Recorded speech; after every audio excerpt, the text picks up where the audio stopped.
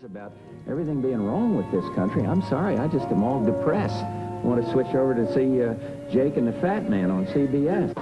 President Washington began this tradition in 1790 after reminding the nation that the destiny of self-government and the preservation of the sacred fire of liberty is finally staked on the experiment entrusted to the hands of the American people. For our friends in the press who place a high premium on accuracy, let me say, I did not actually hear George Washington say that.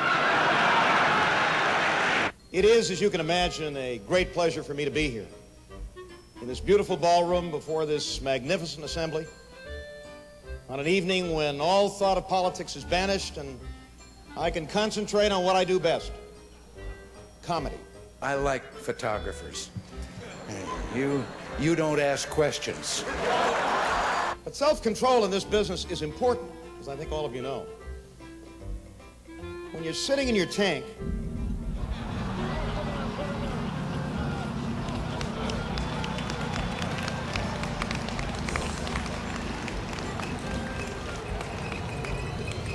and the gun sights are trained right on Sam Donaldson,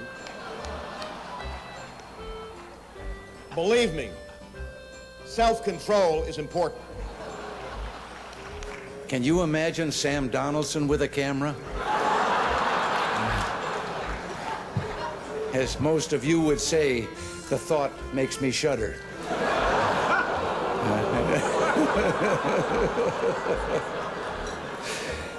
Somebody asked me one day why we didn't put a stop to Sam shouting out questions at us when we're out on the South Lawn.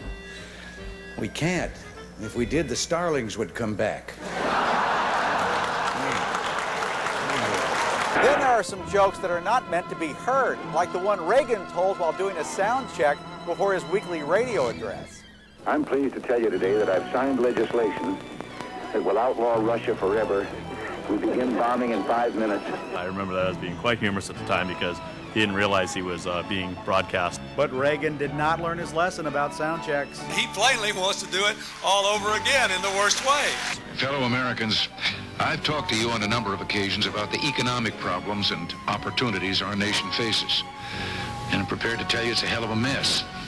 We aren't connected to the press room yet, are we? The funniest thing I ever saw was the day a congressman held a news conference who had been caught in the Abscam scandal to explain that the reason that he had stuffed the money into the glove compartment of his car was that, well, he couldn't put it in his ear.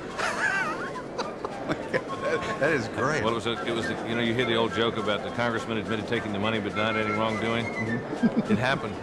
It did happen. It happened. It's not a fluke. I mean, I was so excited that night I was so excited I couldn't believe it. Talk about politicians poking fun at themselves. Remember back in 1995 when comedian Chris Farley came to Congress dressed up as then Speaker of the House, Newt Gingrich, right in front of the real Newt Gingrich.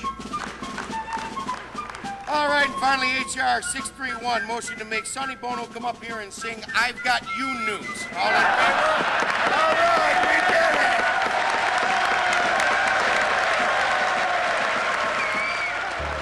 But, Mr. Speaker, I've been assigned a very important duty, administrating to you a new speaker's oath. So if you please put your hand on the Diet Coke and repeat after me. I, Newt Gingrich. I, Newt Gingrich. Do solemnly promise to continue to be a good speaker. Do solemnly promise to continue to be a good speaker. I promise to help the American people. I promise to help the American people. I promise to smile when people call me Landslide. I promise to smile when people call me Landslide. I promise not to kill Big Bird. I promise not to kill Big Bird. I promise that my book will be way less boring than Al Gore's book.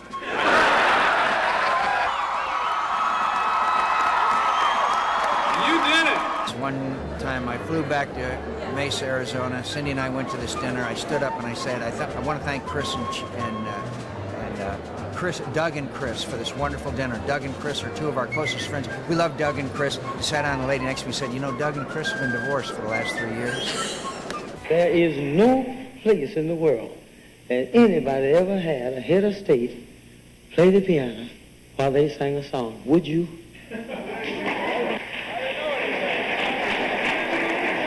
Anything you play, I know.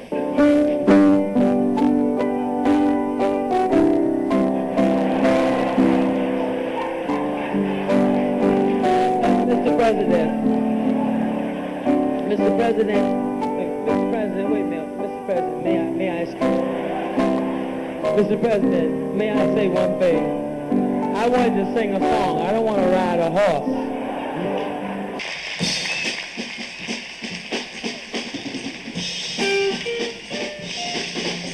Nixon now. Nixon now, more than ever. Nixon now, more than ever. More than ever, we need Nixon now. Nixon now, more than ever. Nixon now, more than ever. More than ever, we need Nixon now. Nixon now, more than ever. Nixon now, more than ever. More than ever, we need Nixon now. Nixon now, more than ever. Nixon now, more than ever. More than ever, we need Nixon now. And now, in a new... Well, I hope you've enjoyed this study of the silly side of statesmanship. And remember one thing, if you ever decide to run for president, we'll be watching.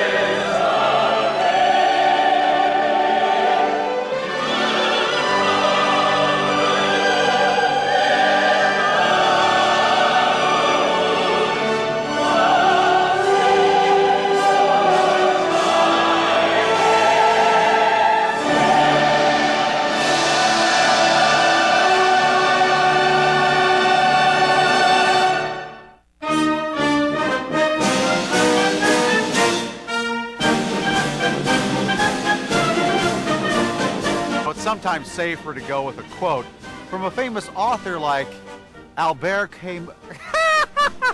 Shut up. We're all rooting for Rudy because we want him to make the White House. What? Bloopers!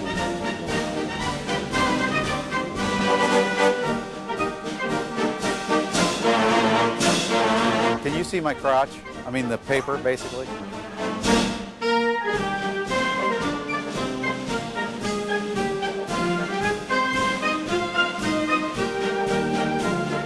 But afraid to... I hate myself.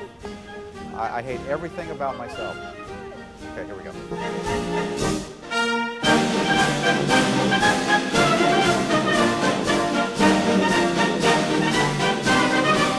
Everybody seems to love bloopers. So you guys have to yell bloopers. Oh, God help me.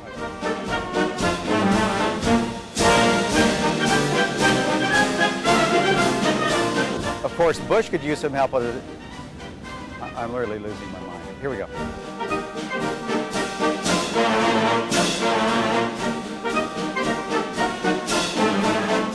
Remember the old sports adage? I don't remember.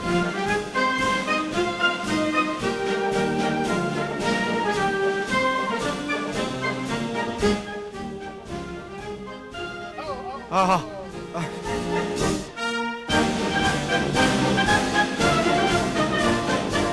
What else is burned into your memory? Oh, variety. The way people laugh when they see me in this outfit. Yeah? Maybe your memory is just burned. Bill Clinton.